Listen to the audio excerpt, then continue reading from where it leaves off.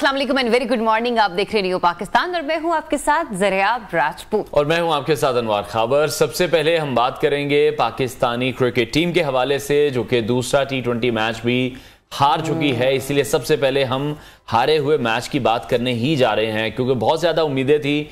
बार बार यही कहा जा रहा था कि पाकिस्तानी टीम अगर एशिया कप में परफॉर्म नहीं कर पाई है, वर्ल्ड कप में परफॉर्म नहीं कर पाई है, तो हमारे पास प्लेयर्स मौजूद नहीं थे वनडे क्रिकेट के। उसके बाद ऑस्ट्रेलिया के साथ जब टेस्ट सीरीज हुई तो फिर यह कहा गया कि ऑस्ट्रेलियावी सरजमीन पर टेस्ट सीरीज जीतना बहुत ज्यादा मुश्किल होता है और पाकिस्तानी टेस्ट प्लेयर्स भी जो हैं वो अभी इतने काबिल नहीं है कि वो ऑस्ट्रेलिया को उन्हीं की सरजमीन पर हरा सकें। और उम्मीदें फिर ये कायम की गई थी कि हम न्यूजीलैंड जाएंगे और न्यूजीलैंड में तो हम झंडे गाड़ देंगे, पहले ही जो 2 मैच होंगे 3 मैच होंगे, या ये सीरीज हम बड़े अच्छे तरीके से जीतेंगे। अभी भी उम्मीद बाकी है, हम ये सीरीज जीत सकते हैं, लेकिन अफसोस ये है कि पहले 2 मैच हम बुरी तरह से हारे। और अनवार, सबसे बड़ा अलमिया ये कि ये वो क्रिकेट टीम है कि जिसके बारे में सब अगर क्रिटिसाइज भी करे ना तो बार बार सबके जुमलों में यही होता है कि ये T20 के प्लेयर्स बनकर रह गए, ये सिर्फ T20 खेल सकते हैं, ये सिर्फ T20 जिता सकते हैं, लेकिन हमें टेस्ट में भी परफॉर्म करना है, हमें वनडे में भी परफॉर्म करना है।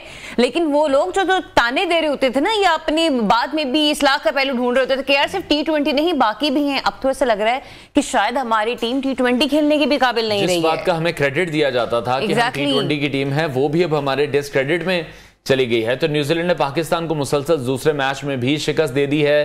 5 मैचेस की सीरीज में इस वक्त वो 2-0 के साथ लीड है उनके पास। और न्यूजीलैंड ने पाकिस्तान को, जो हमने कल का मैच देखा, उसमें 195 रन का हदफ दिया, जबकि पूरी पाकिस्तानी टीम 173 रन पर ऑल आउट हो गई और पाकिस्तान को 21 रन से शिकस्त का सामना करना पड़ा। बिल्कुल। फिर हमने ये देखा कि पाकिस्तान की जानिब से जो इनिंग्स का आगाज किया गया वो साइम अयूब और मोहम्मद रिजवान की तरफ से था, लेकिन पहले ही ओवर में साइम अयूब जो थे वो 1 रन बनाकर आउट हो गए और रिजवान भी क्रीज पर ना टिक सके, उन्होंने भी 7 रन बनाए और फिर वो भी चल दिए।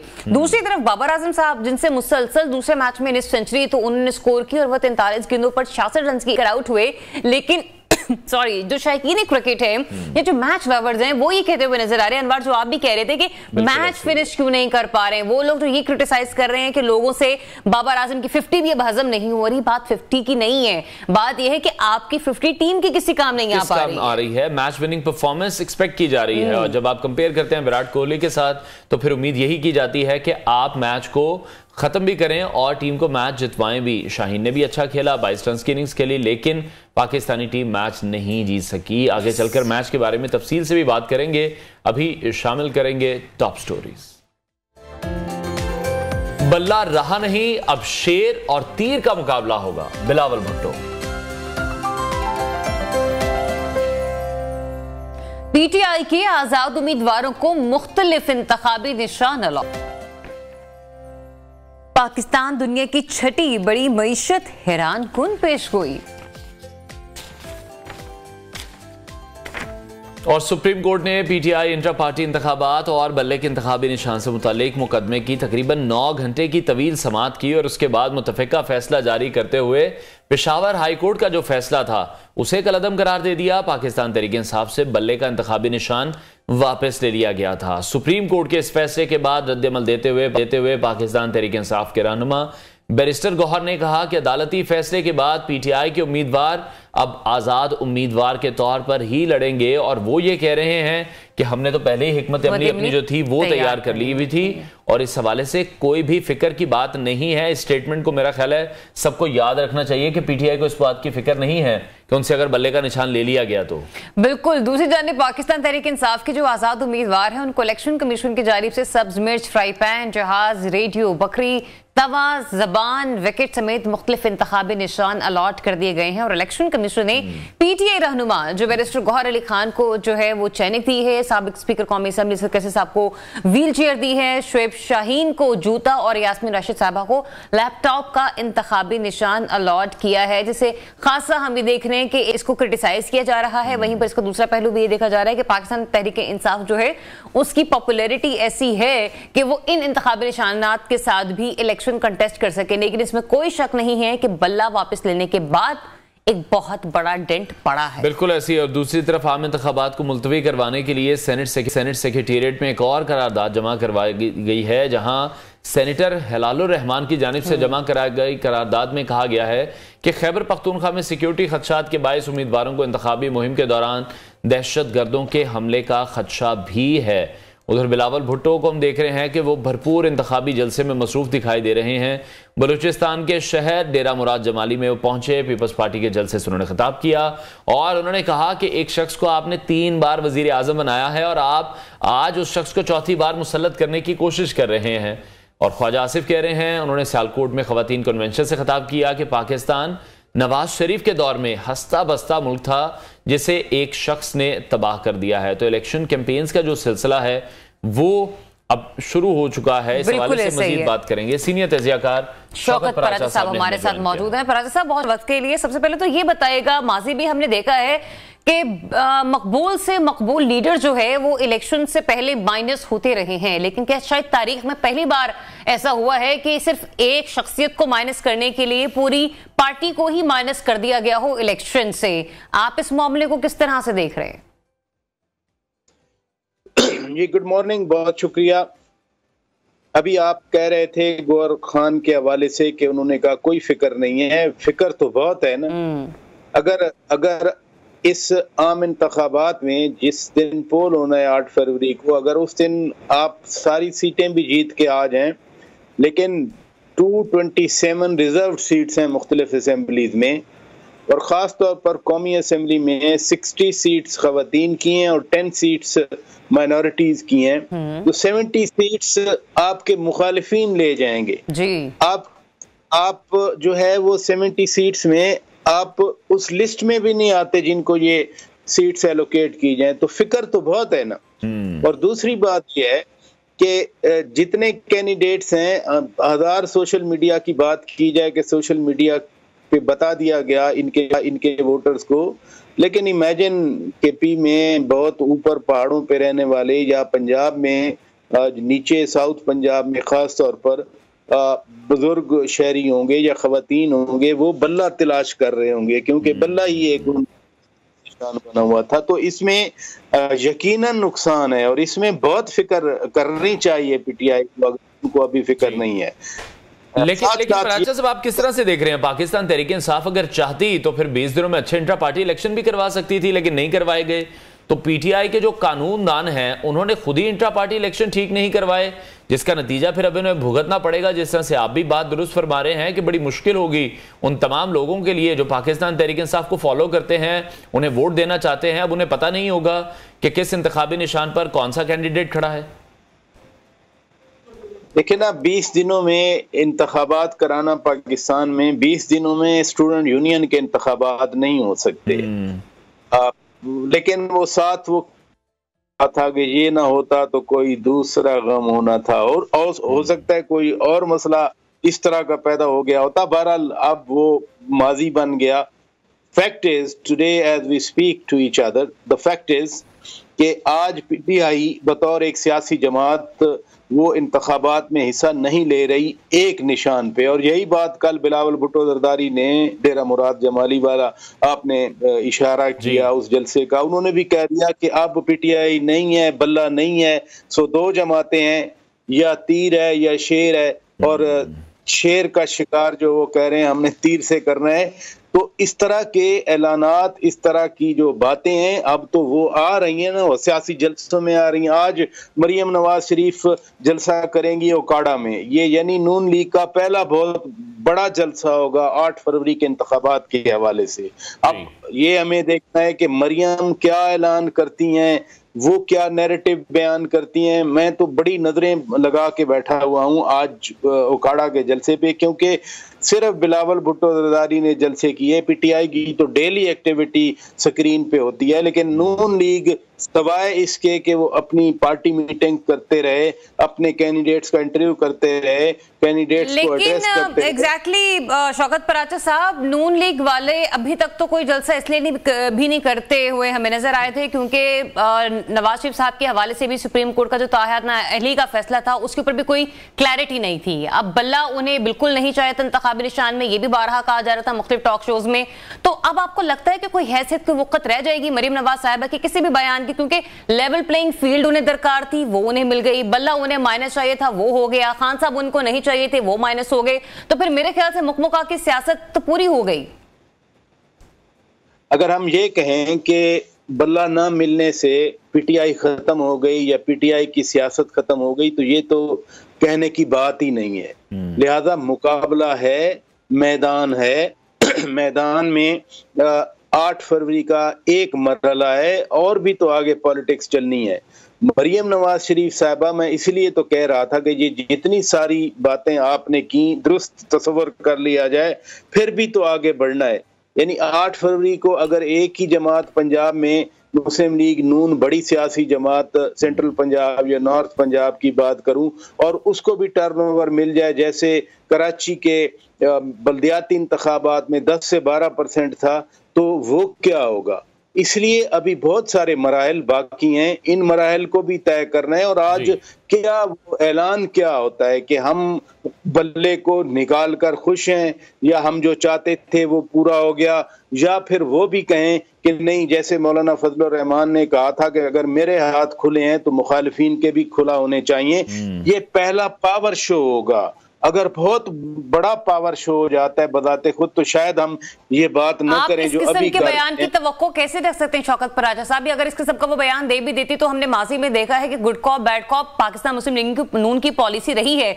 शहबाज शरीफ साहब कुछ फरमाया करते थे, मरीम साहिबा कुछ और बयान दिया करती थी, पार्टी खुद भी कंफ्यूज रहा करती थी कि ये आखिर हो क्या रहा है। और मुकाबला किस बुनियाद पर देख रहे हैं पराजा साहब? पहले ही देख रहे हैं कि मुकमुका की सियासत हो रही है, अलायंसेस किए जा रहे हैं। मुस्लिम लीग नून से ही आसिफ किरमानी साहब हैं, वो कहते हैं मैं खुद इस बात के अगेंस्ट हूं कि पहले मुकमुका नहीं होना चाहिए, सीट एडजस्टमेंट नहीं होनी चाहिए। आप जब इलेक्शन जीते हैं बाद में मखलूत हुकूमत बनाएं, लेकिन ये जो मुकमुका की सियासत है जो पहले ही कर ली जाती है, सीट एडजस्टमेंट की जा रही है आईपीपी के साथ, एमक्यूएम के साथ, बाप पार्टी के साथ, तो ये तो पहले ही बताया जा रहा है कि कौन आने वाला है मैदान में।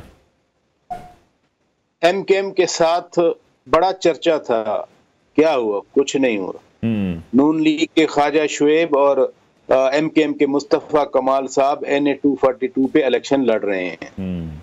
नहीं हुआ ना। और वो कह रहे थे पूरे सिंध में GDA, JUI, PMLN मिलकर पीपल्स पार्टी के खिलाफ इलेक्शन लड़ेंगे। नहीं लड़ा गया इलेक्शन, हर कोई अपनी सीट पे लड़ रहा है। पंजाब में IPP के साथ के 18 सीटें या 20 सीटें टोटल मिल मिला के आकर 4-5 सीटें बन गई, और उसमें भी वो सीट एडजस्टमेंट इसलिए की जाती है, इट्स अ पॉलिटिकल नॉर्म। इसको हम नेगेटिव पेंट नहीं कर सकते कि एक सियासी जमात, वो अगर हम ख्याल है किसी और सियासी जमात के, और वो समझती है कि यहाँ मेरा कैंडिडेट वीक है, वहाँ पावरफुल है, तो एडजस्टमेंट करें, लेकिन वो भी नहीं हुआ। लोधरा में अब्दुर्रहमान खान कांजू ने इतना प्रेशर डाला तो नून लीग ने कहा कि नहीं, सदीक बलोच और कांजू साहब हमारे कैंडिडेट होंगे। जहांगीर खान तरीन के खिलाफ वो लोधरा में लड़ रहे हैं इलेक्शन। हाँ, 149 मुल्तान पे उनकी सीट एडजस्टमेंट हुई है। तीसरी पार्टी थी क्यू लीग। अभी काली की बात है कि चौधरी सालेक हुसैन ने कहा कि नहीं, हम बिल्कुल ही किसी सीट एडजस्टमेंट में नहीं लड़ेंगे। तो एक जो पहले नैरेटिव बनाना होता है मनफी, वो तो बना लिया गया कि नहीं मुकमुका हो गया या सीट एडजस्टमेंट हुई। ऑन द ग्राउंड JUI और PMLN में नहीं हुआ। रात को JUI ने टिकटें जारी की, KP में 132 सीटों पे उन्होंने NA पे टिकटें जारी कर दी। हालांकि 2002, 2008, 2013, 2018 मेरे सामने उनका रिजल्ट पड़ा है कि वो कितनी नशिस्तें लेकर कामयाब होते रहे। तो बहरहाल ये पोस्ट इलेक्शन वाला आप किस तरह से देख रहे हैं? अभी सिर्फ पाकिस्तान पीपल्स पार्टी वो वाहिद जमात है जो हमें भरपूर तरीके से इलेक्शन कैंपेन करती दिखाई दे रही है, जिसको खुद बिलावल देख रहे हैं। बल्ले का इंतखाबी निशान नहीं मिल रहा या नहीं मिल सका अभी तक। पाकिस्तान पीपल्स पार्टी तहरीक इंसाफ के वोटर को अपनी जानिब खींच सकती है उनके पास। क्या आप देख रहे हैं ये अपॉर्चुनिटी है? क्योंकि मुस्लिम लीग नून तो नहीं कोई भी इलेक्शन कैंपेन कर रही।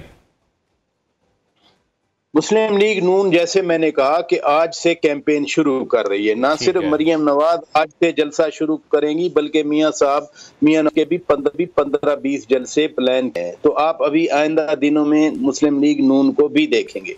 दूसरा, जो बिलावल भुट्टो जरदारी की कोशिश है, जो बार बार कहते हैं कि सियासत और नफरत और जिद की सियासत खत्म हो और नौजवान वोटर जो है वो हमें वोट दें। वो जो 70 साल बात उन्होंने की थी, जिसका बुरा भी मनाया गया, सही, वो सारी कोशिश उनकी है। लेकिन देखे ना, 141 पंजाब की सीटें हैं, सबसे ज्यादा सीटें हैं पंजाब में। जितना पीपल्स पार्टी को वर्क करना चाहिए था, अभी उतना वर्क नहीं किया गया। आप जितनी मर्जी ऐलानात करें, बलूचिस्तान में अच्छा उन्होंने जोड़ तोड़ कर लिया, उन्होंने सिंध में उनकी अपनी पार्टी की डीप रूटेड उनकी मौजूदगी है। लेकिन जब when it comes to Punjab में, साउथ पंजाब में भी वो स्ट्रांग होल्ड जो की कॉन्स्टिट्यूएंसीज में होता था, वो है, बाकी कहाँ है। इसलिए पीपल्स पार्टी को वोट अट्रैक्ट करें, कैंडिडेट्स लेके आए, इन्फ्लुएंशियल हैं, इलेक्टेबल्स हैं, जो भी हमारी सियासत का इंग्रेडिएंट्स हैं, उन सब पे उनको काम करना हमने देखा है। लेकिन शौकत पराजा साहब, बदकिस्मती से जब फिर सीट एडजस्टमेंट या किसी और मामले के हवाले से पाकिस्तान पीपल्स पार्टी हमें थोड़ी सी मुतहर्रिक नजर आती है, तो फिर राव अनवार जैसे जो इंटरव्यूज हैं वो मंजर आम पर आ जाते हैं। बहुत शुक्रिया आपका शौकत पराजा साहब, आप अपना वक्त दिया, इस मामले पर तफसीली गुफ्तगू हुई। एक ब्रेक लेते हैं, ब्रेक के बाद वापस आते हैं। Stay tuned Pakistan.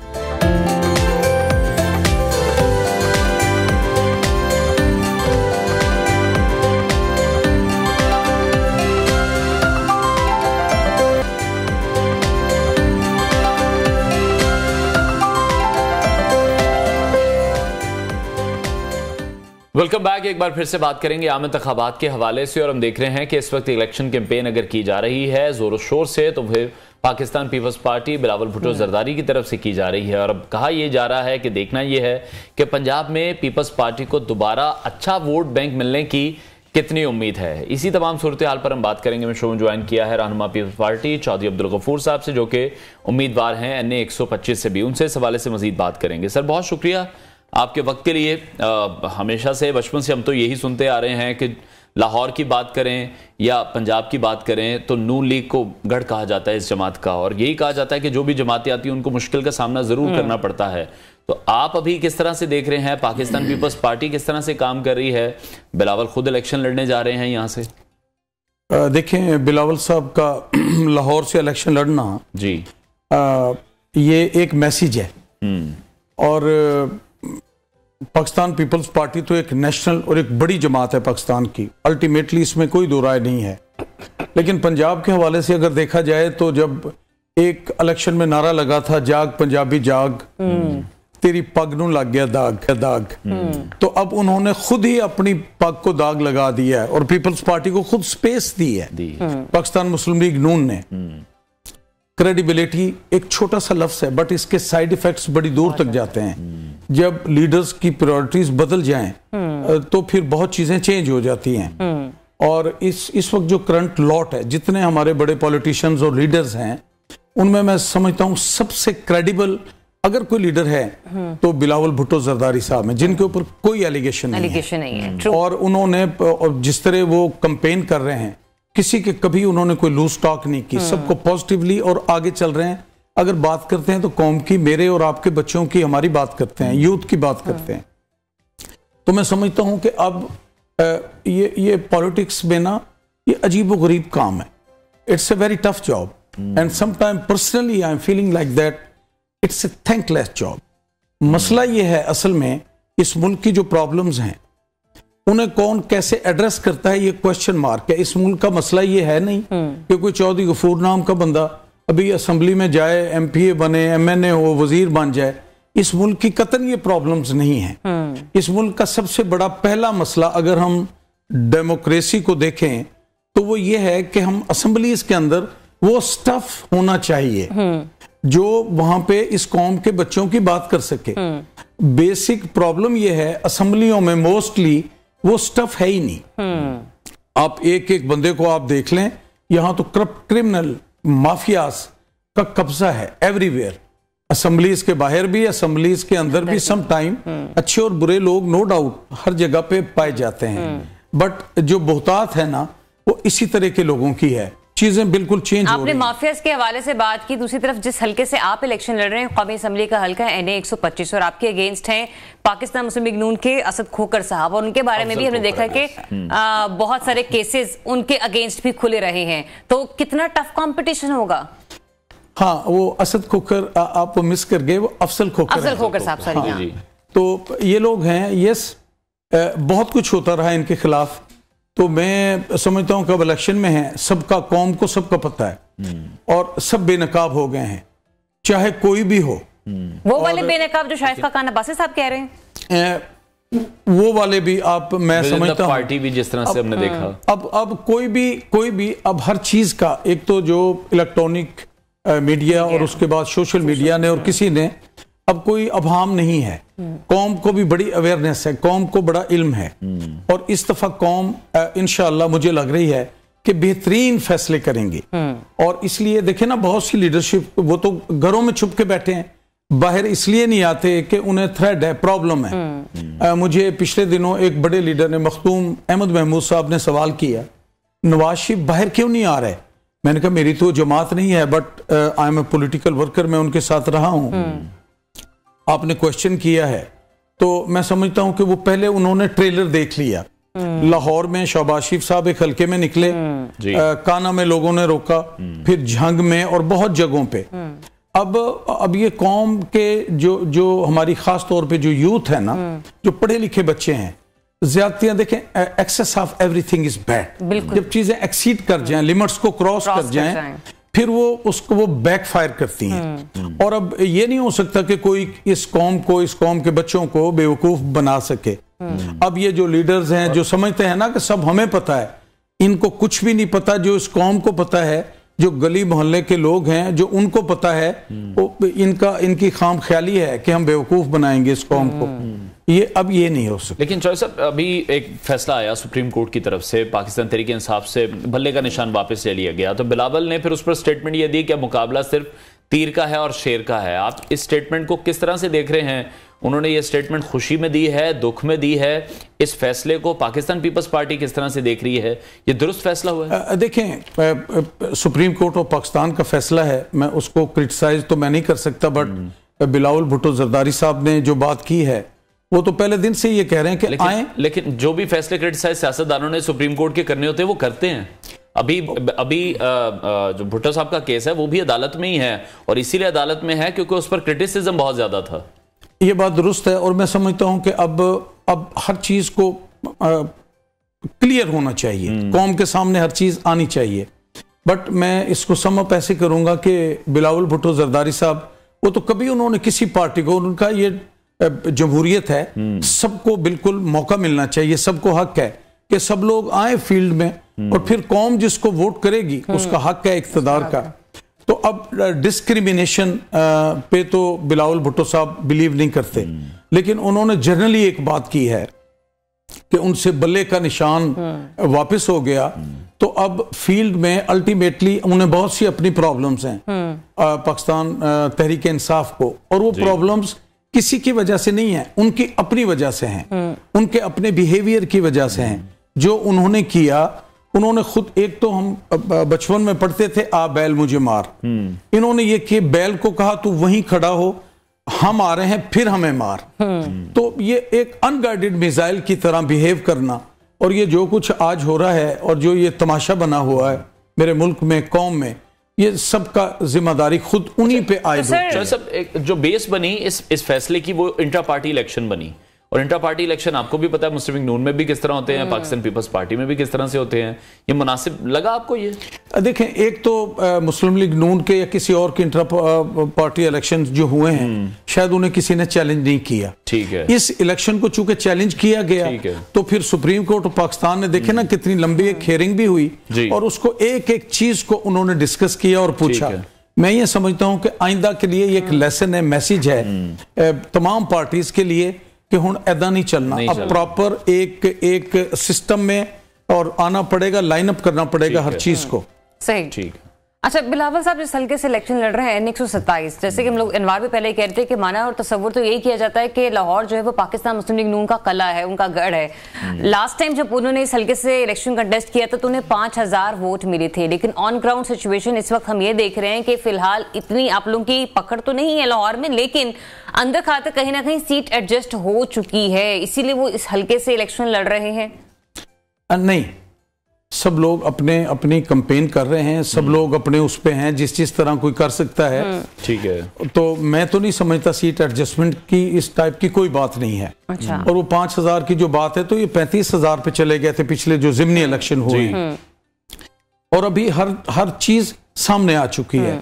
और बिलावल भुट्टो जरदारी साहब जैसे फील्ड में उतरे हैं, जैसे हर जगह पूरे पाकिस्तान में वो अभी जलसों का प्रोग्राम उनका आ चुका है। लाहौर में 21 तारीख को फिर अगेन वो एक बड़ा पावर शो करने जा रहे हैं। और आप देखेंगे, आप दुआ करें कि अब प्रायोरिटी पाकिस्तान है और ये सब लोग आए, अल्लाह करे कि एक अच्छे माहौल में ये इलेक्शंस हों, अच्छी गवर्नमेंट बने और पाकिस्तान में इस्तेहकाम आए, पॉलिटिकल स्टेबिलिटी अब आनी चाहिए। अनफॉर्चुनेटली यहाँ जो डिस्कशन हो रही है, जो डिफरेंट जमातें आपस में जो कुछ कर रहे हैं, आलम इस्लाम की अपनी प्रॉब्लम्स हैं और वो आलम इस्लाम की प्रॉब्लम्स नहीं हैं, वो मेरे और आपके बच्चों की भी प्रॉब्लम है। क्योंकि नेतन्याहू कह चुका है कि अगली बारी फलस्तीन के बाद पाकिस्तान और ईरान की है, हमें कभी आंखें बंद करके नहीं बैठना चाहिए। और हम अभी इन छोटी छोटी चीजों में फंसे हुए हैं, हमें एट एनी कॉस्ट इससे निकलना पड़ेगा। और मैं हमेशा ये कहता हूं कि जिंदगी का ये हुनर भी आजमाना चाहिए, जंग किसी अपने से हो तो फिर हार जाना। तो गफूर साहब, जिस पॉलिटिकल स्टेबिलिटी के हवाले से आप बात कर रहे हैं, वहां पर हम लोग ये देख रहे हैं कि पाकिस्तान तहरीक-ए-इंसाफ से कहा जाता है कि इस मुल्क की सबसे बड़ी सियासी जमात है, बल्ला वापस ले लेना, आपने कहा कि डेफिनेटली इफेक्ट तो पड़ा है इस वक्त, क्योंकि हर किसी के पास आजाद हैसियत में एक अलग अलग जो है वो इंतखाबी निशान है। और फिर हमने ये देखा कि जिस तरीके से उनके रहनुमाओं को कैंपेन नहीं करने दी जा रही, कागजात नामजदगी पर मामला थे, तो एक फसाद बर्पा होगा 8 फरवरी वाले दिन भी। और उसके बाद जब नताइज मंजर यहाँ पर आएंगे तो आपको लगता है कि ये जो यूथ है या जो पीटीआई का सपोर्टर है वो टिक कर बैठ जाएगा? उसके बाद फसाद से मुराद ये आपकी परसेप्शन हो सकती है, आपकी आप सोच सकते हैं कि कहीं पे किसी वक्त कुछ भी हो सकता है। बिल्कुल ऐसा ही है। लेकिन मैं समझता हूँ की बात हुई। सबसे पहले अगर इस फसाद की जो पाकिस्तान तहरीक-ए-इंसाफ के साथ अगर कुछ भी हो रहा है, इस फसाद की अगर रिस्पॉन्सिबिलिटी एज पॉलिटिकल वर्कर और ईमानदारी के साथ मुझसे कोई कहे कि ये इसकी रिस्पॉन्सिबिलिटी फिक्स करें, किस पे करेंगे, तो मैं अल्टीमेटली मैं पाकिस्तान तहरीक-ए-इंसाफ की उनकी लीडरशिप पे करूंगा। उनकी आज जो कुछ हो रहा है, जो कुछ उन्हें भुगतना पड़ रहा है, वो अपनी उनकी एक नाअहल टीम, उनके गलत फैसले, उनके बिल्कुल बड़े अजीब व गरीब किस्म के। आप लाहौर का फैसला देखें एज चीफ मिनिस्टर, मैं चूंकि लिखता भी हूं नवाए वक्त में, मैंने उस वक्त भी लिखा कि इमरान खान ये अगर बहुत काबिल आदमी है उस्मान बुज़दार जी, तो फिर इसको आप जरा शौकत खानम के बोर्ड ऑफ डायरेक्टर का मेंबर तो बना के दिखा दें। आप कभी भी नहीं बनाएंगे। देखें पाकिस्तान में 3 तरह की करप्शन हुई है, फाइनेंशियल करप्शन हुई है, इंटेलेक्चुअल करप्शन हुई है और एडमिनिस्ट्रेटिव करप्शन हुई है। बुज़दार जैसे बंदों को छोटी छोटी बड़ी सीटों पे इस तरह के लोगों को इधर उधर से पकड़ के बिठा देना, it's also a part of intellectual corruption. असल बर्बादी इंटेलेक्चुअल करप्शन लेके आई है। ये हमारा कितना खूबसूरत मुल्क है, कमाल का मुल्क लेकिन है। सर इतनी दहाइयों तो कायम अली शाह साहब भी तो चीफ मिनिस्टर रहे हैं ना सिंध में। पाकिस्तान पीपल्स पार्टी भी कुछ इसी तरह से करती रही है। लेकिन कायम अली शाह ने, मेरा ख्याल है डिप्टी कमिश्नर, कमिश्नर्स, ब्यूरोक्रेसी में ट्रांसफर पोस्टिंग्स इस तरह नहीं कि बुज़दार साहब ने वो करते रहे। ठीक है सर, आज तक सिंध किसी और के हत्थे लगा नहीं, अगर लगा होता ना तो बहुत सारी फाइलें खुल जाती है वहां पर भी। एक शॉर्ट कमेंट मैं आपसे चाहूंगा, जो हम ब्रेक में भी बात कर रहे थे कि जिस तरह से पाकिस्तान मुस्लिम लीग नवाज या नवाज शरीफ के बड़े करीबी साथी आप समझे जाते थे, तो अभी शाहिद खान अब्बासी की बात कर लें, आपकी बात कर लें, मिफ्ता इस्माइल की कर लें, दानियाल अजीज की कर लें, क्या गलती कर रही है मुस्लिम लीग नून इस वक्त के तमाम लोग इस तरह के लोग उन्हें छोड़कर जा रहे हैं? आप लाहौर से ही शुरू कर लें। हम नवाज शरीफ के साथ नारा लगाते थे, कदम बढ़ाओ नवाज शरीफ, हम तुम्हारे साथ हैं। बट अनफॉर्चुनेटली नवाज शरीफ ने कदम ऐसा बढ़ाया कि लाहौर खोखर हाउस में एंटर हो गए। आप देख नहीं रहे लाहौर में, आपको गलती नजर अब तो सबको आ रही है। एक एक घर में इतने इतने, और उनके कहने से 7 से 8 टिकट उनकी मर्जी से दिए गए, और कैसे दिए गए ये सारी कौम को पता है। और पता नहीं इनको, मैंने एक आर्टिकल लिखा था, मैं समटाइम कहीं ना कहीं गलतियां नून लीग की तरफ से हम देख रहे हैं फिर की जा रही है। अल्टीमेटली एक बात मैं और अर्ज करूंगा बड़े बादब तरीके से, हमारी एज ह्यूमन बीइंग, अल्लाह करीम ने हमें जो पैदा किया है ना एज ह्यूमन बीइंग, हमारी क्रिएशन गलती करने के लिए की गई है। अगर हम गलती नहीं करेंगे, या तो कोई अल्लाह का फरिश्ता है या कोई पैगंबर हो सकता है, लेकिन यकीन करें कि कौमें गलतियां करने से बर्बाद नहीं हुई, गलतियों पे इसरार करने से बर्बाद हुई हैं कि उस गलती पे जम के बैठ जाना। ठीक है, बहुत शुक्रिया रहनुमा पीपल्स पार्टी चौधरी अब्दुल गफूर साहब हमारे साथ इन कॉन्वर्सेशन थे। नाज़रीन ब्रेक लेते हैं, ब्रेक के बाद आपको दोबारा ज्वाइन करेंगे। Stay tuned in Pakistan.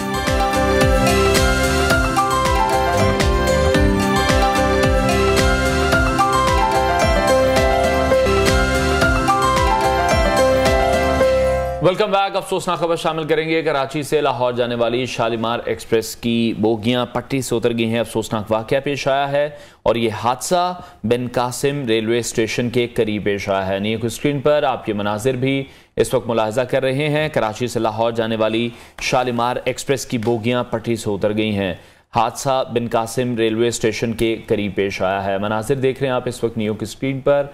इस वक्त जो रेस्क्यू की टीम है मौके पर पहुंच चुकी हैं और इस वक्त कोशिश यही की जा रही है कि जो रेलवे लाइन है उसको भी क्लियर किया जाए और अगर हादसे में कुछ अफराद जख्मी हुए हैं उन्हें भी फौरी तिब्बी इमदाद के लिए करीबी अस्पतालों में मुंतकिल किया जाए। बिल्कुल, और अनवार दुआ भी यही है कि इस हादसे में क्योंकि अभी तक कोई जाम बहक होने की इत्तला सामने नहीं आई है तो लिहाजा वो अफराद जिनके जख्मी होने के बारे में बताया जा रहा है उन्हें फिलफौर जो है वो फर्स्ट एड प्रोवाइड की जाए और उन्हें करीबी अस्पताल मुंतकिल किया जाए। बहरहाल जो हादसा है ये सुबह के औकात में पेश आया है और कराची से जो लाहौर जाने वाली शालीमार एक्सप्रेस है इसकी बोगियां पटड़ी से उतर गई हैं और बताया ये भी जा रहा है कि यह हादसा बिन कासिम रेलवे स्टेशन के करीब आया है। तो ये अफसोसनाक एक वाक़या है और यकीनी तौर पर इस वक्त रेस्क्यू का अमल भी जारी है और कोशिश की जा रही है कि जो हादसे में ज़ख्मी अफराद हैं उन्हें फौरी तौर पर तिब्बी इमदाद फ्राहम की जाए और करीबी किसी अस्पताल मुंतकिल किया जाए। जाहिर सी बात है रेलवे का सफ़र एक लोगों के लिए आसान और सस्ता सफ़र होता है तो हमने देखा है कि ज़्यादातर जो गरीब तबका है वो इस सफ़र को जो है वो ज़रूरत में या खातिर में लाता है। बिल्कुल। अच्छा, तो आगे बढ़ते हैं और आगे बढ़ते बढ़ते कुछ रिसर्च है वो आपके साथ शेयर कर लेते हैं। कुछ अर्से पहले आपको भी याद हो तो हमने आपको ये बताया था कि जनूबी अमेरिकी मुल्क पेरू में खलाई मखलूक की बाक़ियात मिली है जिसके बाद पूरी दुनिया हैरत में ये मुब्तला हो गई थी कि ये कैसे हो सकता है। लेकिन अगर अब बात की जाए तो कहा यह जा रहा है कि अब खलाई मखलूक की ममीज के साइंसी तज्जिये में इंकशाफ ये हुआ है कि ये हड्डियां जमीनी हैं और लीमा में वजारत सकाफत की जानिब से प्रेस कॉन्फ्रेंस भी हुई जहां पर एक्सपर्ट्स ये बता रहे हैं कि दोनों गुड़ियाओं में इंसानी हड्डियों का इस्तेमाल किया गया है। ये एक पैकेजिंग थी जो कि इन्हें भिजवाई गई थी और ये तमाम जो साइंसदान हैं ये समझ बैठे थे कि शायद एलियंस के ये पार्ट्स हैं, उनकी ये हड्डियां हैं। कुछ हड्डियां इसमें जानवरों की इस्तेमाल की गई। 3 उंगलियों वाले हाथ का भी तजिया किया गया और इस हाथ का भी किसी एलियन मखलूक से कोई भी ताल्लुक नहीं निकला है। पेरू का ये इंस्टीट्यूट है for legal medicine and forensic sciences का जहां माहिर आसार कदीमा फ्लेविवा एस्ट्राडा के मुताबिक ये किसी मावराए अराजी मखलूक की हनूत शुदा लाशें नहीं है क्योंकि जो पहली रिसर्च सामने आई थी उसमें यही बताया गया था कि ये एलियन की जो हड्डियां हैं वो जमीन से मिली हैं जिस पर मजीद रिसर्च की जाएगी, इस पर मजीद काम किया जाएगा। लेकिन अभी पता लग रहा है कि ये ममियां दरअसल जमीनी हड्डियों से बनी गुड़ियाएं हैं जो कि इसी सैयारे यानी हमारी जमीन पर जो जानवर मौजूद हैं उनकी हड्डियों से बनाई गई हैं और इन हड्डियों को जो एक जदीद मसनूई गूंद आती है उससे जोड़कर मेरा ख्याल है पहले इन साइंसदानों को बेवकूफ बनाया गया, उनको उस रिसर्च पर लगाया गया और जब वो रिसर्च कंप्लीट हो गई है तो एंड रिजल्ट ये मिल रहा है कि ये एलियन की हड्डियां नहीं हैं, ये इनके साथ किसी ने प्रैंक कर दिया। बिल्कुल ऐसा ही है और ये दोनों ममीज जो हैं वो इस वक्त लीमा एयरपोर्ट पर वाक़ कोरियर डीएचएल के दफ्तर में गत्ते के डब्बे में आई थी। किसी ने प्रैंक के तौर पर इनको डीएचएल करवाई थी। इन ममीज को को-एंडीज का रवायती लिबास पहनाया गया था और मीडिया ने सनसनी फैलाते हुए उन्हें मुमकिन तौर पर एलियन करार दे दिया था। तो मैक्सिको के जो एक सहाफी हैं वो उनके पुरजोश शाइक जैसे मोहसिन ने दावा किया था कि ये लाशें तकरीबन 1000 साल पुरानी हैं और 2017 में पेरू से बरामद हुई हैं। अच्छा, मुझे तो ये समझ आ रही है कि सिर्फ पाकिस्तानी मीडिया ये गलत खबरें नहीं फैलाता, बाकी के जो मगरबी ममालिक मीडिया में वो भी कोई भी कहानी कर सकते हैं। हॉलीवुड की जो फिल्में हैं ना उनको बड़ा वो जोड़ने की कोशिश करते हैं, गाने की कोशिश करते हैं। तो अब ये कंफर्म हो गया है कि इन तमाम चीजों का ताल्लुक किसी भी नस्ल से नहीं है। तो ये एक रीसेंट रिसर्च थी जो हमने आपके साथ शेयर की है। ब्रेक लेते हैं, हेडलाइंस के बाद आपको दोबारा ज्वाइन करेंगे। Stay tuned new Pakistan.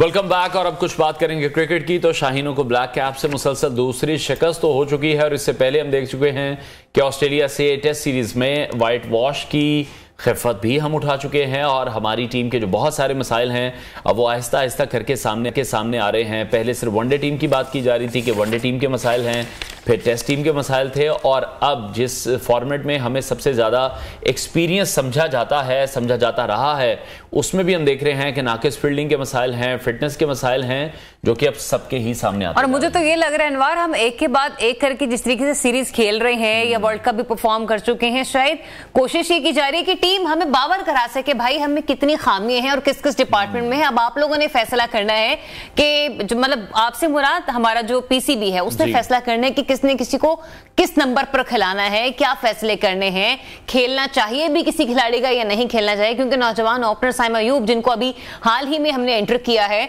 हमने ये देखा कि वो भी पाकिस्तान की उम्मीदों पर पूरा नहीं उतर सके। बाबर आजम जिनसे भरपूर उम्मीदें वाबस्ता हैं, उन्होंने 50 तो बनाई मगर वो रन रेट को बेहतर नहीं कर पाते और उनकी बैटिंग की सुस्ती भी ताहाल बरकरार है। मुसलसल दूसरी शिकस्त के बाद कैप्टन शाहीन शाह अफरीदी ने कहा कि अगर शुरू में रन ज्यादा दिए हैं हमने, अगर ऐसा ना होता तो शायद मैच हमारे हाथ में होता। अगर न्यूजीलैंड को 170 रन तक महदूद कर लेते तो फिर शायद पाकिस्तानी टीम के पास चांस होता। लेकिन मेरा ख्याल है मैच के बाद इस तरह की बातें करने से तो कुछ नहीं होगा, कुछ फायदा नहीं होगा। तो ये तो कैप्टन की बात होगी, लेकिन कुछ दाल के काला होने के बारे में भी बताया जा रहा है। कुछ बातें हैं जो कि अंदर से बाहर आना भी शुरू हो चुकी हैं और वो ये है कि टीम मैनेजमेंट के कुछ मसाइल सामने आ रहे हैं। टीम के कुछ ऐसे प्लेयर्स हैं जिनकी टीम डायरेक्टर मोहम्मद हफीज के साथ गड़बड़ की खबरें अब सामने आ रही हैं और कहा यह जा रहा है कि मोहम्मद हफीज ने कुछ खिलाड़ियों को क्लियरेंस देने से रोक दिया है, जो कि बड़ी तनकीद की जा रही थी कि जो खिलाड़ी हैं वो इंटरनेशनल लीग्स खेलते हैं, फिर उनकी फिटनेस पर सवालिया निशान उठता है, उनके वर्कलोड को मैनेज करना चाहिए। और अगर अब हफीज वर्कलोड को मैनेज करने की कोशिश कर रहे हैं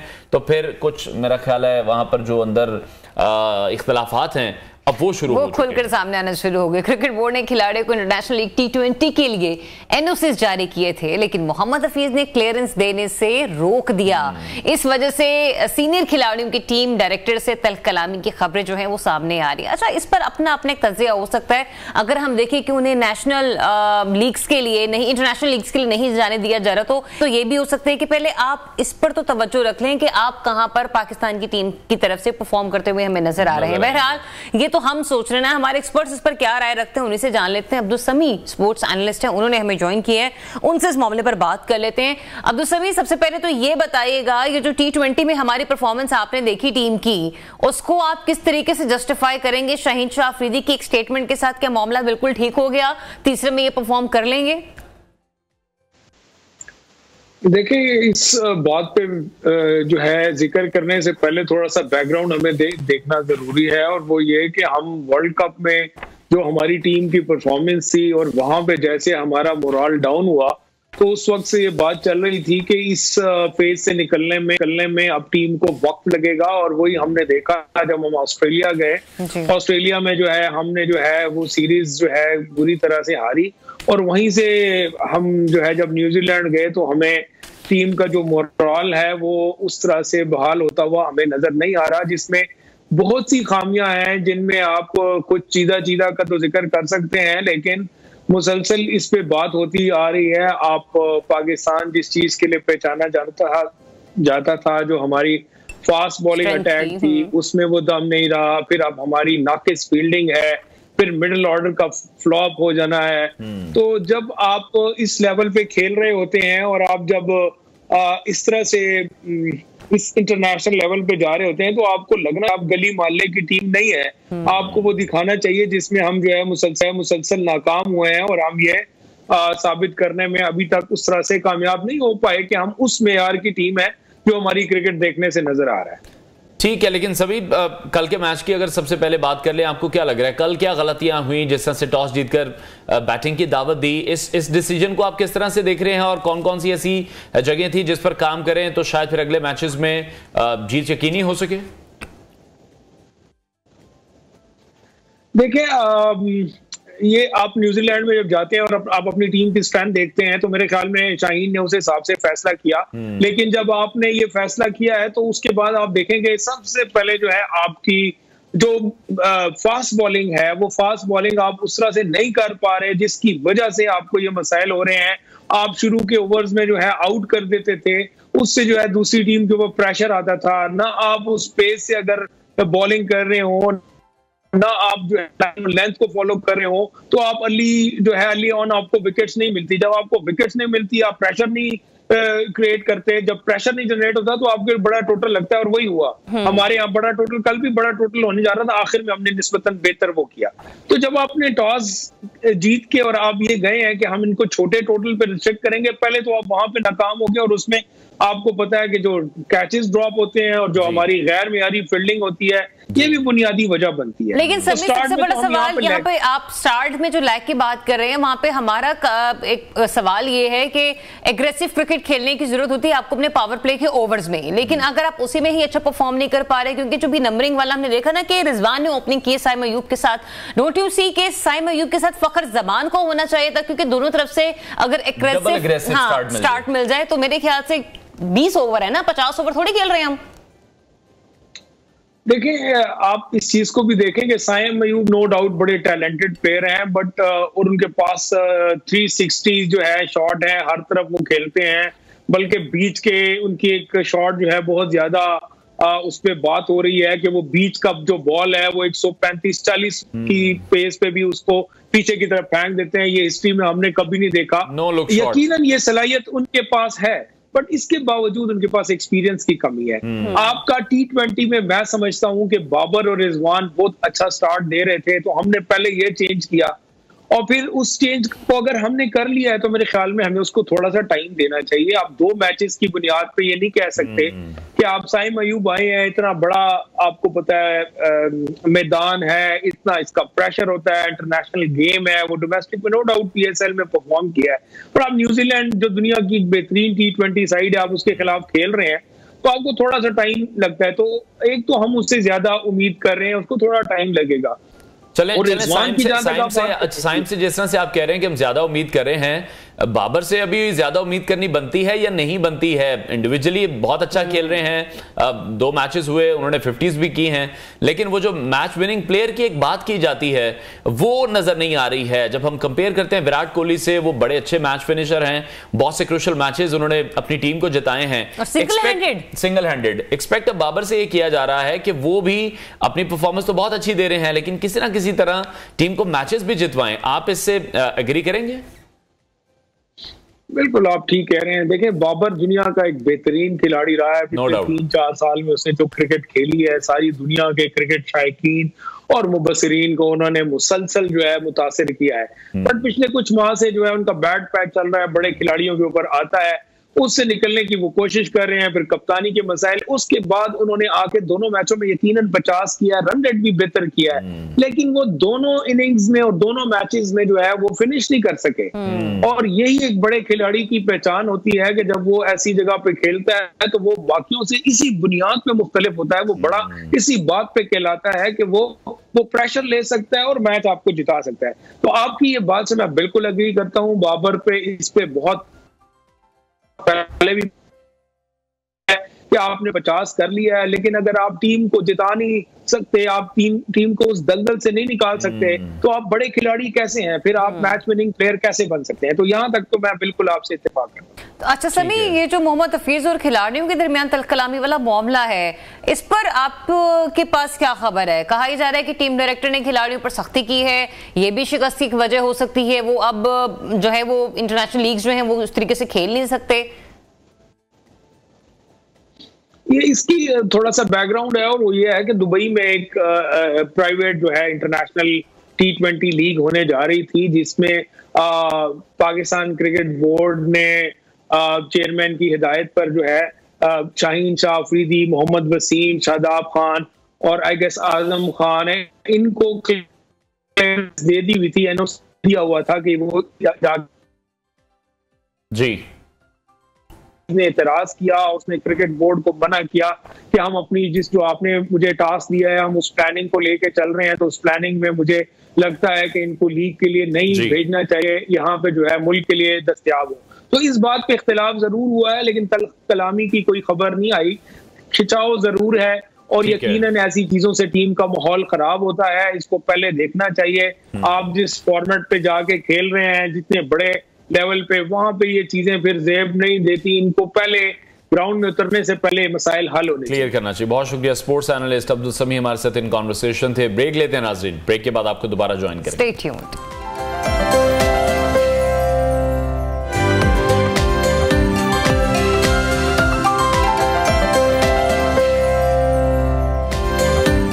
वेलकम बैक वंस अगेन जनाब। सुबह सवेरे हमारा जो ये वाला हेल्दी वेल्दी सेगमेंट है आप लोगों के लिए बड़ा इंटरेस्टिंग होने वाला है, क्योंकि बहुत सारे लोग ऐसे हैं कि जब तक वो सुबह के नाश्ते में चाय का इस्तेमाल ना करें या फिर चाय नाश्ता स्किप करके सिर्फ चाय ही क्यों ना पी लें, उन्हें ऐसा लगता है ये क्या बात हुई, उनके दिन का आगाज ही नहीं हुआ। नहीं, मुझे लगा कि शायद ये ना वो सीधा एक टॉन्ट नहीं होता, क्योंकि मैं भी सुबह के साथ स्टूडियो में चाय कर रही होती हूँ, तो मुझे लगा कि शायद ये वो वाला बिल्कुल था। लेकिन जो फैक्ट्स एंड फिगर्स हैं वो मेरा ख्याल है बड़े अलार्मिंग है। जिस तरह से पूरी दुनिया में चाय पी जा रही है, यानी कि रोजाना चाय के तकरीबन 3 अरब से ज्यादा कप पिए जा रहे हैं, और यही वजह है कि चाय दुनिया की मकबूल तरीन मशरूबात में से एक है। और इसका इस्तेमाल कोई आज से नहीं हो रहा, ये सदियों से किया जा रहा है। चाय में जिस तरह से कैफीन है, फ्लोराइड है, फ्लोनल्स हैं समेत मुतअद्दिद जो ग़िज़ाई अज्जा हैं वो मौजूद होते हैं जो सेहत को फायदा पहुंचाते हैं। बट द थिंग इज कि अब देखना यह है कि हम उसका फायदा ले रहे हैं या हम उसका नुकसान ले रहे हैं। अगर हम उसमें दूध को ऐड कर रहे हैं, दूध के बगैर अगर आप चाय पी रहे हैं, ब्लैक टी जिसको कहा जाता है, कावा जिसको कहा जाता है,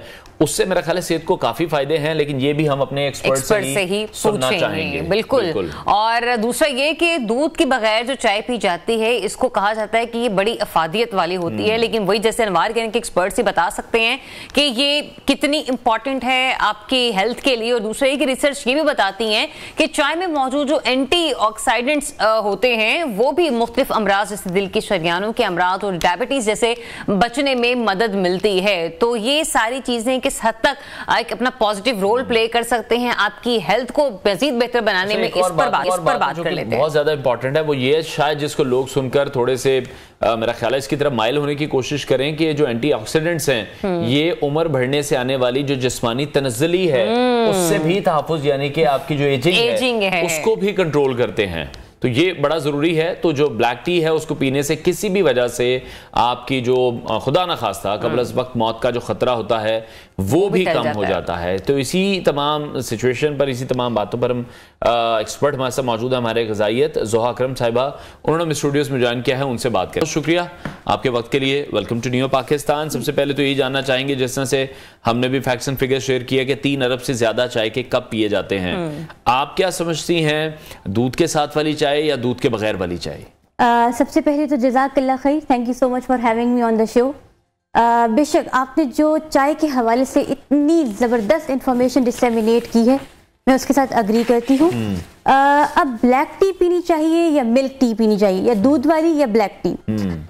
देखिए इसमें दोनों की कुछ सिग्निफिकेंट बेनिफिट्स और दोनों के ही अगर हम ओवर यूज करते हैं तो वो डिसएडवांटेजेस भी हैं। ठीक है। ब्लैक टी के हवाले से ये बात है कि ये डायबिटीज के पेशेंट के लिए अच्छी होती है। हाइपरटेंसिव डिसऑर्डर के लिए, जिनको ब्लड प्रेशर के अमराज हो, उनके लिए भी ब्लैक टी बहुत ज़बरदस्त है। इसके अलावा वो बच्चे जो कि एग्जाम्स की प्रिपरेशन कर रहे होते हैं, फौरी तौर पर ब्लैक टी और मिल्क टी से भी एक अलर्टनेस हो जाती है, मेंटल अलर्टनेस और फोकस डेवलप हो जाता है। जहां तक मिल्क टी की बात है, क्योंकि उसके अंदर दूध भी शामिल है, तो दूध के तो अपने ग़िज़ाई जो न्यूट्रिशनल वैल्यू है, जिस तरह के उसके अंदर कैल्शियम है, विटामिन डी भी कुछ हद तक मौजूद है, और फिर दूध वाली चाय के अंदर niacin, pantothenic acid, vitamin B6, vitamin B3 ये भी मौजूद होता है। तो जाहिर सी बात है इसकी भी जबरदस्त फायदे हैं। तो ये कहना कि एक दूसरे से ज्यादा बेहतर है, मैं इस पर ज्यादा कमेंट नहीं करूंगी, क्योंकि दोनों के अपने कितना हेल्दी है, चाय की पत्ती का और दूध का। ज्यादा बेहतर जाहिर सी बात है ब्लैक टी इसलिए है क्योंकि दूध पत्ती हमारे यहाँ जो इस्तेमाल होती है ना अनवार भाई, उसके अंदर हम लोग चीनी का यानी कि वाइट शुगर का फरावानी से इस्तेमाल करते हैं, और वाइट शुगर को वाइट पॉइजन कहते हैं। यही वजह है कि डायबिटीज की रेशो हमारी आवाम के अंदर ज्यादा है। अच्छा, दूसरा ये भी बता दीजिए कि वो लोग जो सुबह सवेरे कहते हैं कि नाश्ता हम करें या ना करें पर चाय खाली पेट वो पी लेते हैं, क्योंकि अक्सर लोग ये कह रहे थे कि डाइट कर रहे हैं या वेट रिड्यूस करें तो सिर्फ चाय ही पी लेते हैं। एक तो ये कितना आपके लिए बेहतर है या बेहतर नहीं है, और दूसरा ये कि कुछ लोग वो भी होते हैं जो कहते हैं जब तक ट्रक अड्डों वाली चाय हमें ना मिले, ज्यादा पत्ती वाली ना मिले, तब तक हमें मजा नहीं आता। हाँ, ड्राई पत्ती वाली। अच्छा, वो लोग जिनको आदत है सुबह सवेरे एम्प्टी स्टमक चाय पीने की, उनके लिए देखें बेहतरीन इजी स्टेप ये है कि इस हैबिट को ब्रेक करने के लिए 2 गिलास पानी फौरन उठते साथ पिए। फायदा ये कि 2 गिलास पानी पीने से मेटाबॉलिज्म फास्ट हो जाएगा और बॉडी रिहाइड्रेट भी हो जाएगी, और इसके अलावा क्या होगा, यूरिन के जरिए जो बॉडी के अंदर टॉक्सिन्स हैं और जो जहरीला मवाद है वो पास आउट हो जाएगा। तो रिकमेंडेड ये है कि बिल्कुल भी खाली स्टमक चाय को ना इस्तेमाल किया जाए। रीजन ये कि इसकी वजह से स्टमक के अंदर एसिड रिफ्लक्स होगा और स्टमक की लाइनिंग्स इन्फ्लेमेट होंगी, इरिटेट होंगी, और फिर बाद में कोई ब्लॉटिंग का इशू या स्टमक अपसेट हो सकता है। और कुछ लोगों को इतना फ्रीक्वेंट आदत हो जाती है खाली पेट चाय पीने की कि वो इन द लॉन्गर रन उनके लिए स्टमक अल्सर को भी कॉज कर सकता है। और देखिए अनवर भाई, स्टमक अल्सर अगर सही तरीके से ट्रीट ना हो तो इतना आवाम जो ले बंदा होता है, जो सिंपल पर्सन है, ही डज नॉट नो कि इसको लॉन्गर रन में it can develop into a cancer as well, अगर वो सही तरीके से ट्रीट ना हो। हर केस में ऐसा नहीं होता, डायग्नोज नहीं होता, बिल्कुल कुछ लिमिटेड से केसेस में ऐसा भी हो जाता है अगर हम अपनी ईटिंग हैबिट्स को सही तरीके से इंप्रूव ना करें तो रिकमेंडेड मेथड जो लोग खाली पेट चाय पीते हैं उनके लिए है कि फौरन, बहुत इजी है, 2 गिलास पानी पीना ऑल्टरनेटिव चाय के, as an alternative for the tea, ठीक है ना। अच्छा, एक और चीज मैं यहाँ पे कहूंगी कि जिन लोगों को ये आदत है कि वो खाली पेट चाय पीते हैं, फिर उनके लिए डाइटिशियन के साथ साथ साइकोलॉजिस्ट यानी कि उनकी हैबिट को ब्रेक करने के लिए की भी जरूरत पड़ती है। वो तमाम लोग जो इस प्रोग्राम को देख रहे हैं खाली पेट चाय पीते हैं, न्यूरो लिंग्विस्टिक प्रोग्रामिंग की टेक्निक को सीखें और इससे इस हैबिट को ब्रेक करें, इस साइकिल को ब्रेक करें। ठीक है। अच्छा, जैसे हम नॉर्दर्न एरियाज की तरफ सफर करते हैं तो वहां पर हम देखते हैं, केपी की बात कर लें, कश्मीर की बात कर लें, वहां पर ग्रीन टी पी जाती है, कहवा पिया जाता है, और फिर मैंने देखा उन लोगों की जो फिटनेस है वो भी बहुत ज्यादा बेहतर है। जैसे आप ये कह रही हैं कि कहवे पीने से या ब्लैक टी पीने से आपका ब्लड प्रेशर जो है उसमें भी आपको मदद मिलती है, आपके जो दिल के फिर इश्यूज हैं वो जाहिर बात है आपके ब्लड प्रेशर से ही कनेक्टेड हैं। बिल्कुल, ग्रीन टी के तो जबरदस्त फवायद हैं। कोलेस्ट्रॉल को यानी कि जो HDL है, एक है LDL और एक है HDL जो कि हार्ट के अंदर प्लाक फॉर्मेशन करता है, वो है LDL। तो ग्रीन टी का फायदा ये है कि वो बैड कोलेस्ट्रॉल को हार्ट के अंदर कम करती है। तो क्या पता चल रहा है कि एरिथमियासिस और हार्ट डिजीज सारी ग्रीन टी की वजह से कुछ हद तक मध्यम हो रही है। जाहिर सी बात है पेशेंट्स को मेडिकेशन भी लेनी पड़ती है ओवर द काउंटर, लेकिन साथ साथ जो है वो ये भी डाइटिशियन जो डाइट की रेमेडी है वो भी बड़ी पोटेंशियल बेनिफिट उसके अंदर मौजूद है। ग्रीन टी का एक फायदा ये है कि इंसोम्निया के पेशेंट्स के लिए जिनको स्ट्रेस या डिप्रेसिव डिसऑर्डर हो उनके लिए भी अच्छी होती है। अच्छा, हमने इसके अंदर चीजें देखी हैं जो पर्सन टू पर्सन तो वेरी कर रही होती है, लेकिन मेजॉरिटी केसेस ऐसे भी सामने आते हैं कि कुछ लोग ये कहते हैं कि हम लोगों को नींद नहीं आ रही, जब तक हम चाय का कप ना पिए हमें नींद नहीं आती। तो उनके लिए ये एडिक्शन है, ये क्या है, या मेटाबॉलिज्म का कुछ इस तरीके से मतलब डाइजेस्ट नहीं हो पाता खाना उनका, उड़ जाती है, मेरी तो उड़ जाती है। अच्छा, ये आपने बहुत अच्छा पॉइंट रेज किया कि बाज़-ओ-क़ात ऐसा भी होता है कि चाय की एडिक्शन ऐसी होती है कि उसकी वजह से नींद के इश्यूज भी क्रिएट हो जाते हैं। बिल्कुल दुरुस्त बात है, अगर बहुत ज्यादा ओवर यूज किया जाएगा चाय का तो उसकी वजह से इंसोम्निया, एंजाइटी का डिसऑर्डर हो सकता है। रिकमेंडेड ऐसे लोगों के लिए ये है कि रात सोने से पहले हर्बल टी, कैमोमाइल टी का इस्तेमाल करें। उसके अंदर एंटीऑक्सीडेंट लेवल भी ज्यादा है और स्ट्रेस डिसऑर्डर को, इंसोम्निया को, डिप्रेशन को रिड्यूस करता है कैमोमाइल टी। एक और बात, जिन लोगों को इंसोम्निया है, रात को सोने का मसला है, एक छोटी सी बड़ी जबरदस्त टिप है, कोशिश किया करें कि अगर दिन में 1 वक्त नहीं, 2 वक्त नहीं, 3 वक्त नहीं, जितने वक्त भी नमाज पढ़ते हैं उसके साथ तो वजू करते ही है ना, वैसे भी दिन में वक्तन फवक्तन वजू के साथ रहें। तो ये डिप्रेशन की वजह से ही बेसिकली नींद के डिसऑर्डर, कुछ स्ट्रेस कुछ चल रहा होता है दिमाग में, कुछ टेंशन, जिसकी वजह से इंसोम्निया हो जाता है। तो वजू जो है अगर उसको फरावानी से किया जाए तो ऐसे पेशेंट्स के अंदर डिप्रेशन के अलामात कम हो जाती है और इंसोम्निया रिजॉल्व भी हो जाता है। कैमोमाइल टी का इस्तेमाल लाजमी करें रात के वक्त। अच्छा, जब भी हम किसी खाने की बात करते हैं, जैसा कि हम अगर ड्राई फ्रूट की बात कर लें या किसी भी स्पेसिफिक फ्रूट की बात कर लें, जब भी आप भी हमारे शो में पहले आई हैं और भी हमारे ग़िज़ाइयत आए हैं, तो हम ये ज़रूर पूछते हैं कि किस टाइम पे हमें कौन सी चीज़ खानी चाहिए। इसी तरह चाय के लिए भी कोई ख़ास वक्त है?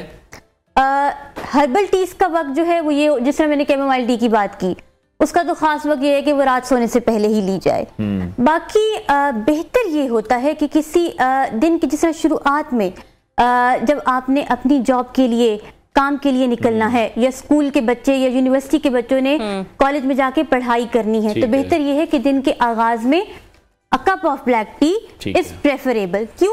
क्योंकि उससे मेंटल अलर्टनेस, फोकस और कंसंट्रेशन ज्यादा बेहतर हो जाएगी।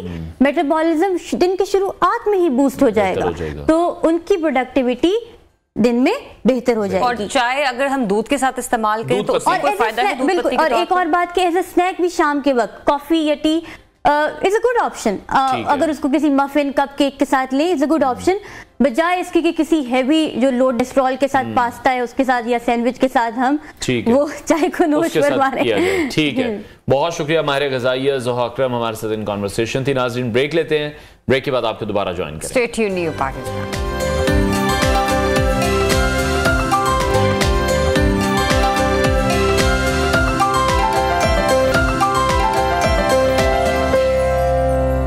जी, वेलकम बैक वंस अगेन। तो अब आपके लिए एक अच्छी खबर है, और वो खबर ये है कि IMF पाकिस्तान को $70 करोड़ की दूसरी किस्त जारी करने की मंजूरी जो है वो दे चुका है। लेकिन ये खबर इतनी भी अच्छी नहीं होनी चाहिए। हम कब तक IMF पर इन्हिसार करते रहेंगे? IMF का ये इकदाम हुकूमत पाकिस्तान पर इजहार एतमाद तो है ही, लेकिन मईशत को दिवालिया होने से बचाने के लिए इसके बदले में सख्त तरीन इक्तिसादी फैसले भी करना पड़ेंगे।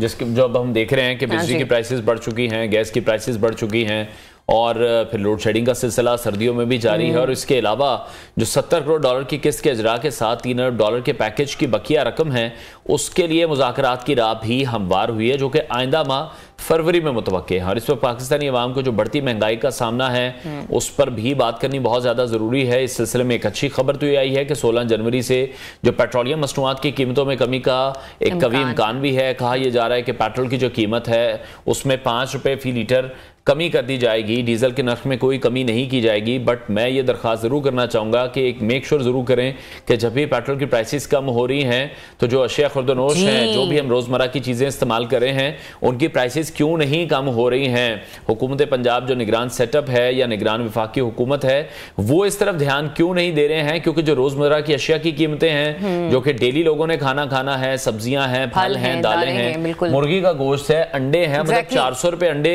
फी दर्जन क्रॉस कर चुके हैं, मुर्गी 600 रुपए किलो क्रॉस कर चुकी है।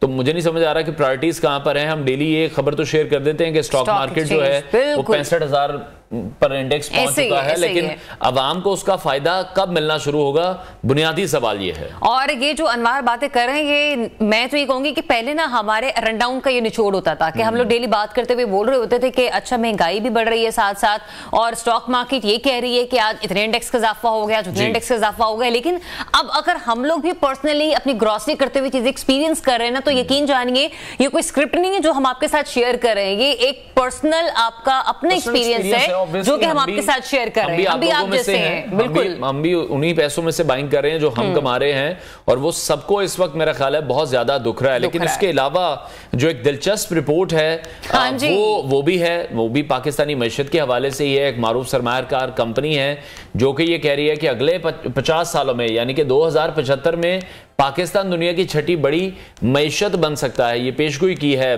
काफी वैसे हैरानकुन खबर है। लेकिन अभी भी 50 साल है ना अनवर, बट वो 50 साल के लिए मेरा ख्याल है प्लानिंग भी तो करनी जरूरी है ना। अगर हम 50 सालों को सोचते हैं तो अनटिल अनलेस उसको प्लान नहीं करेंगे तो किस तरह से काम होगा। माहिर मईशत इरफान मुफ्ती साहब ने हमें ज्वाइन किया, उनसे इस हवाले से मजीद बात करेंगे। सर, बहुत के वक्त के लिए पाकिस्तान ने जैसे से IMF को यकीन दहानी करवाई थी, दरामदात और बरामदात में अगर हम तवाज़ुन ले आते हैं, रुपए पर पड़ने वाला जो एक प्रेशर था उसको कंट्रोल कर लेते हैं, उस असर को कंट्रोल कर लेते हैं, इंतजामी इकदाम के जरिए रोकने से अगर गुरेज कर लेते हैं, और भी दीगर इकदाम हैं जो पाकिस्तान ने उठाए हैं, आप समझते हैं सेटिस्फैक्ट्री हैं ये इकदाम?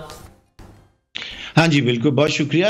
ये जो इस वक्त जो हम देख रहे हैं मईशत के अंदर कुछ बेहतरी, ये यकीनन उन फैसलों की वजह से है जो पिछले साल एक में हमने किए हैं, जिससे कुछ एफिशिएंसी बेहतर हुई है मईशत की। जैसे आपने देखा कि आपके जो डेफिसिट थे करंट अकाउंट का है या ट्रेड डेफिसिट है, उसमें काफ़ी कमी आई है और डॉलर रेट भी स्टेबल होना शुरू है। इसमें ज़ाहिर बात है एक बड़ी वजह जो आपने खुद कहा कि IMF का जो स्टैंड बाई अरेंजमेंट प्रोग्राम है वो एक वजह है कि जिसकी वजह से हमारी इस मईशत में थोड़ी सी स्टेबिलिटी आ रही है।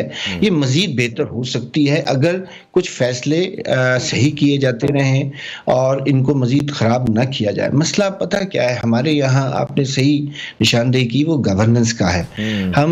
हम कुछ जज्बाती फैसले करते हैं, हम लॉन्ग टर्म डिसीजंस नहीं करते।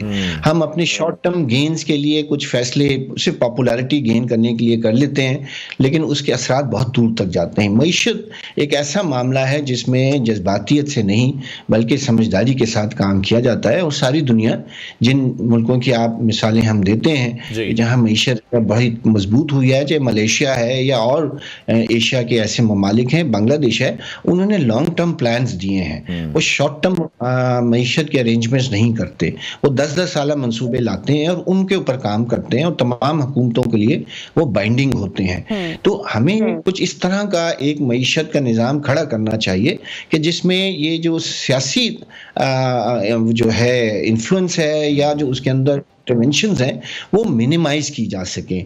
अब मसलन मैं मिसाल देता हूँ, मतलब आपने IMF के साथ जो मुआहिदा किया उसमें डॉलर रेट जो है वो मार्केट ड्रिवन है। अब अगर कोई हुकूमत आकर ये फैसला बदल देती है और उसको अपनी इंटरवेंशन बेस से बना देती है, तो आप थोड़े अरसे के लिए तो गेन ले सकते हैं, लेकिन लॉन्ग टर्म आपके डेफिसिट बढ़ जाते हैं।